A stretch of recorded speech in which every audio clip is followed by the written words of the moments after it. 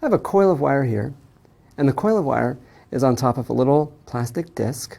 So I have a coil of wire, plastic disc, and I'm going to hook this coil of wire up to an amplifier, and the amplifier is hooked up to a little music player.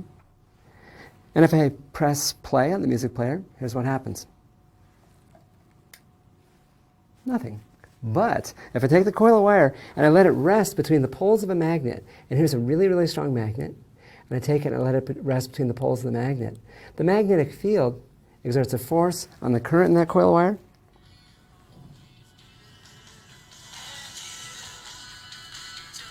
And now we get music. And the only difference between this speaker and one which you might have on a stereo at home is this has got extra pieces to refine the way the sound comes out. There you go. Ultimately, that's what's inside a loudspeaker. A coil of wire and a magnet. And it's the force of magnetism on the current in the coil of wire that leads to the music. Let's look at a problem which deals with that very question. Here's our problem. A speaker cone is moved by the force of a permanent magnet on a coil of wire. A speaker has a 20-turn coil with a total of 1.2 meters of wire that sits in the gap between two poles of a magnet, as in the figure. There is a 0.15 Tesla field in the gap between the poles, and the coil carries a current, clockwise, viewed from above, of 0.65 amps. What is the magnitude and the direction of the force on the coil? Well, as always, we're going to start by looking at the quantitative pieces of information that are given to us in this question. Okay, it's a 20-turn coil, but it turns out that's not so crucial. Here's the crucial piece of information. It's got a total of 1.2 meters of wire. So in winding the coil, there's a total of 1.2 meters of wire. And the formula that we have for the force on the current in a wire depends upon the length. Okay, so we don't have to worry about the number of turns. In between the poles of the magnet, there's a 0.15 Tesla field, and that is a uniform field. And the current, which is clockwise, has magnitude 0.65 amps. Now, let's look at the magnetic field between the two poles. We know that magnetic field lines go from north poles to south poles, and that's true in this case as well. So the magnetic field goes across the gap between the two poles, from the north pole to the south pole. And so in the region where the coil sits, the field is everywhere perpendicular to the wire, which is exactly what you want.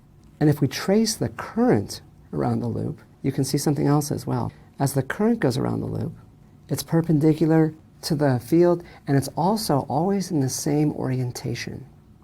So that lets us specify the force, the direction of the force on the coil. And that's the first thing that we're asked to find, is this. What is the direction of the force on the coil? Let's take a look at that first. Given what you know about the field, given what you know about the current, what is the direction of the force on this coil? We'll give you some choices. Figure out the direction of the force at any of these points in our diagram. You'll get the same result. You'll get the same result. So we can pick one and take a look at it. And let's do that. The magnetic field goes from the north pole to the south pole. So across the gap, it goes from north to south. And so it's going radially outward at every point. Now let's think about the current in the coil. We're told that the current goes clockwise, as seen from above. So the current's going in this direction. So I'm going to imagine this point right here. At this point, the current is headed in this direction. It's going clockwise. So right here it's headed that way. The field is pointing radially outward. What's the direction of the force? We'll use a right-hand rule for this. My thumb goes in the direction of the current. My index finger goes in the direction of the field, which is from north to south. And then this finger gives me the direction of the force, which is going to be up. In this case, it will be up, away from the magnet. If the current goes in the other direction, current goes this way, the field goes this way, then the force is down. The force is down.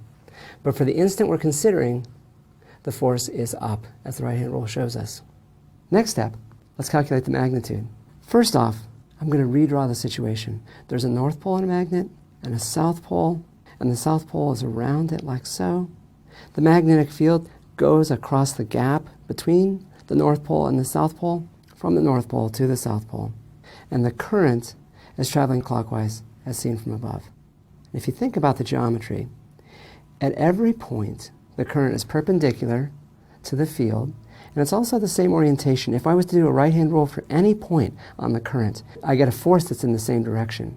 So that tells me this. I can use my relationship for the force on a current, which is as follows. It's I times L times B, and remember, that's just the component of the magnetic field that's perpendicular to the current. But in this case, the entire magnetic field is perpendicular to the current. So in this relationship, I've got the magnitude of the current, which we know. I've got the magnitude of the magnetic field, which we know.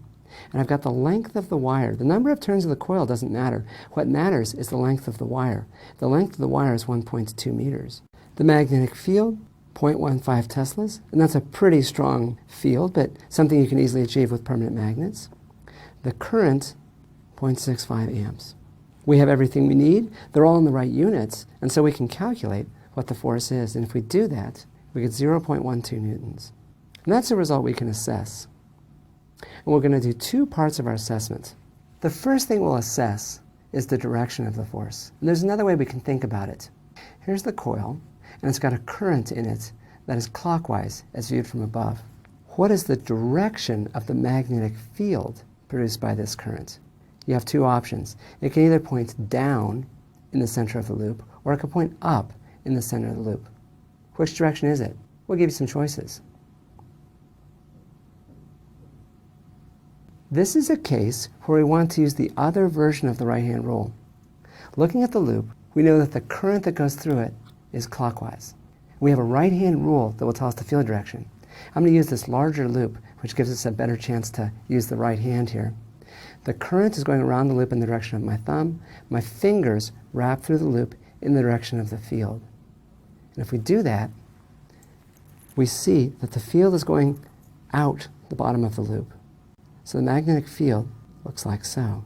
In terms of magnetic poles, what that tells me is this.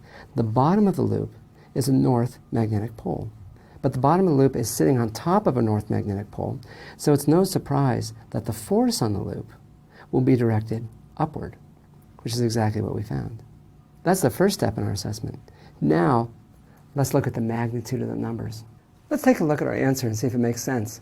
The number that we got for the force, 0.12 newtons, is a very, very small force. On the other hand, the voice coil here, as it's called, is extremely light. This piece of plastic, very little mass. And actually the numbers are about right for this coil. The numbers that we used to set up the problem are about right for this coil.